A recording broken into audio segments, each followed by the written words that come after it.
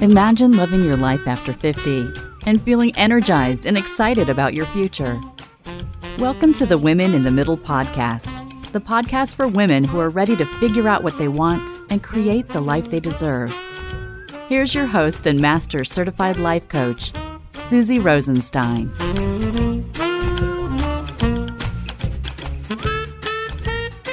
Hey there, welcome back to the podcast, Women in the Middle. I'm your host, Susie Rosenstein, your master certified coach and midlife mentor. And once again, I'm so glad to be here with you for this week's episode, which is all about your stories on purpose. That is, being intentional with your thinking, especially your awareness for reframing your stories. Now, I think you're going to like thinking about this because it's a sneaky way to get at some good insight about what you really think, and then you can be curious about all of it. Before we dive in, I wanted to invite you to work together. I'm not sure if you know this, but I do private coaching. I know I've told you about my online coaching program, the Finally First Club, but I also wanted to make sure that you knew that we could also work one-on-one. Now, in the nutshell, private coaching is a great way to go if you want more help applying the concepts that I teach in the podcast. You know what I mean, right? Don't get me wrong, it's super fun to listen to the podcast while you're doing other things. That's why I call podcasts a party in your purse. There is so much fun just waiting for you at the click of a button. But the thing is that when you listen like this, like when you're walking or putting on makeup or gardening or even driving, you're multitasking and you're not taking notes or listening at 100%. It's harder to remember some of the little life-changing gems enough to bring them to life for real, right? So if you want to get a huge bang for your buck and make a midlife change faster, private coaching just might be for you. Go ahead and apply for my personalized coaching program where we take all the things I teach you here in the podcast, apply them to you personally and your actual life so that you can do midlife on purpose. Book your free Get Unstuck call now at www.talktosusie.com. Okay, here we go. Let's take a look at stories on purpose and what that would look like in your life. Now, you may recall that I taught you a bit about stories in episode 159, where the focus was on stories that keep you stuck in midlife. Today, we're talking more about stories, but from a bit of a different perspective, the way that you can use stories to make you feel old or bad, or, just not good, and how to tweak them so that you can use your stories for good on purpose. Like the thought work that we work on here in the podcast to make your stories more useful to you, to your perspective and your beliefs. So, I want to share a little story with you about something that happened on the weekend. Some of you might find it a bit cringe-worthy, but that's okay. Just for a split second, though, I do find myself wondering why these things always seem to happen to me. But here we go anyway. Now, there are two reasons I'm telling you this story. First, because I know I'm not alone. And second, because it's another great example of the importance of what the stories you tell yourself do in terms of creating the very different feeling states that you experience. And how much power you have to tell yourself stories on purpose. So there's so much we're going to cover now. Hang tight. It was the weekend, and we have a kid who's away at university. It's weird for him. Everything's online, but he's with his friends in a beautiful little townhouse in a university town that is about an hour from home. So in Canada, we had Canadian Thanksgiving recently, and he didn't come home because of the whole COVID thing and everything. So we missed him. And he really wanted us to bring our dog Nico, the Noof, out to see him for our visit. He wanted his roommates to meet Nico too.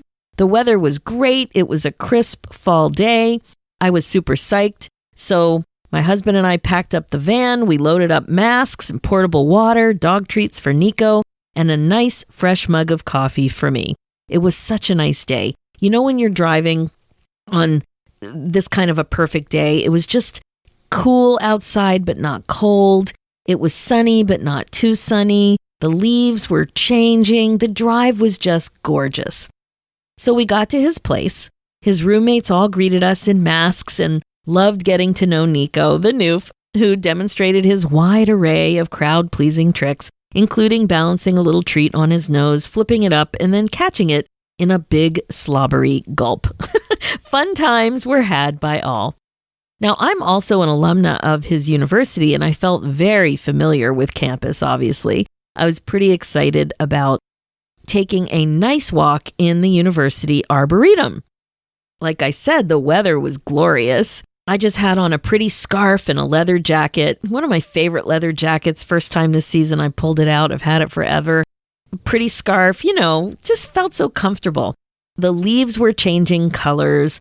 Birch trees with their white bark popping out against the blue sky. We had a lovely walk. I was super excited to be there.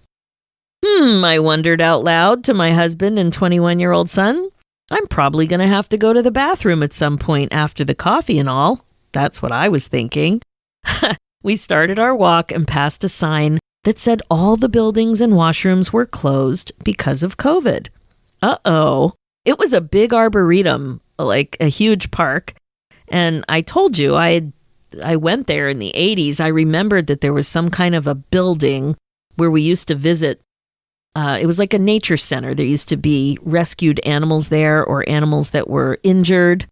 And there was always an owl that we would say hello to and a big bunny. Now, I knew those animals weren't still there, but I knew there was a building that probably had a washroom. Not this time. So, like I said, it was a big arboretum. We were walking, and I knew this was going to be interesting. Now, I wasn't panicked. We eventually did get to another type of building. They also hold events there and meetings, weddings, that sort of thing. And I noticed a police car just outside. I thought I would ask again about the bathroom situation, just in case. And she confirmed nothing was open. Okay, I was thinking, not a crisis yet. So we continued our walk. I got Nico flicking a treat off of his nose on slow motion video at one of the little areas where we stopped. This is always a blast and very entertaining. Took lots of pictures of Nico and all of us actually in this beautiful scenery, sitting on park benches, walking on paths. So nice. So we continued our hike, which at times seemed like we were in the middle of nowhere, not on a clear trail. And sometimes, though, we were on a very clear trail that seemed more like, like a path, and we saw plenty of people.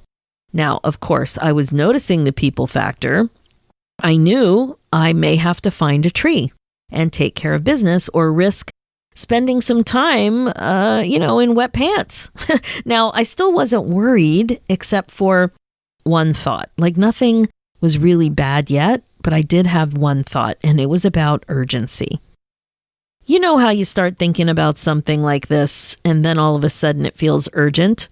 Like a craving, where you just start craving a food, and then all of a sudden it feels really important, or like an itch, and all of a sudden you just have to scratch it. So at this age and stage, another one of these situations often is sometimes you have to go really, really, really badly, and then you have to have a scary waddle to the bathroom. So this is what I was spinning on, all of this urgency stuff, because right now everything was fine, but my mind did go there. So I was scouting. I needed a plan. I needed a good tree. I needed a quiet part of the park.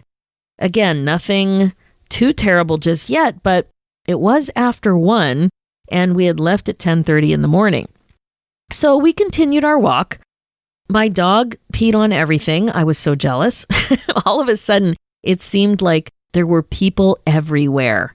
I mean, they were wearing masks and we were outside. It was okay, but there were people. I didn't want people. Hubby, at this point, decided to go off trail. And at first, I was annoyed. But then I could see that while it was a little trickier to walk because it was bumpy and there were leaves everywhere and sticks, it was quieter with fewer people around. It was time. I needed to identify a tree and go for it. There were fewer people. Now, I have to tell you, this is not my thing. I'm not one of those kind of gals who has put herself in a lot of these situations where I've developed skills in peeing in the woods. I have not. I'm a little adventurous, but not a lot. So anytime I've been adventurous, I've been in a very guided situation, like with professional guides setting up porta potties or stuff like that. So there have really only been a couple of times that I've had to resort to a full out squat in the woods. One time it happened in Baja while whale watching. It was an all-day outing.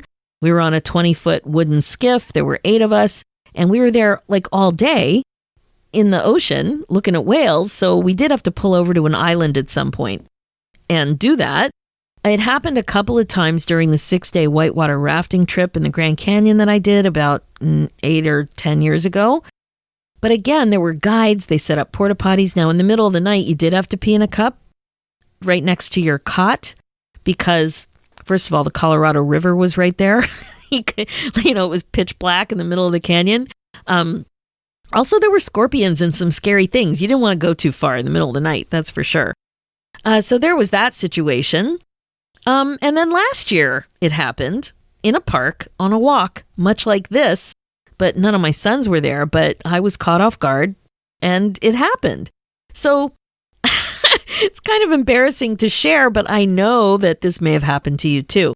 Now, the thing was, I mentioned my son was with me, and I know I'm not going to hear the end of this one for sure, but there she was, the perfect tree, the perfect little spot.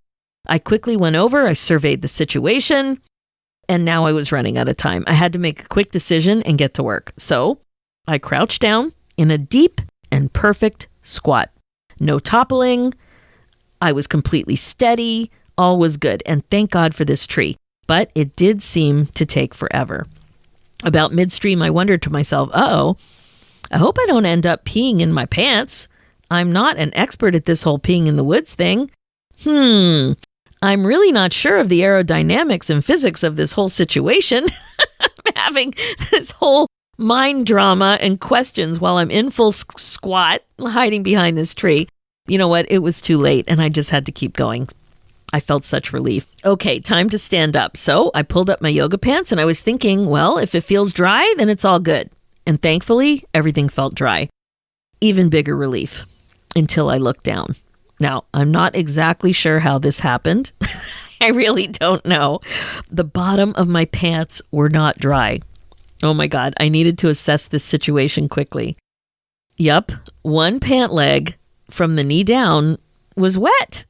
I had to think quickly. Now, we carry this nice big Camelback water pack for Nico.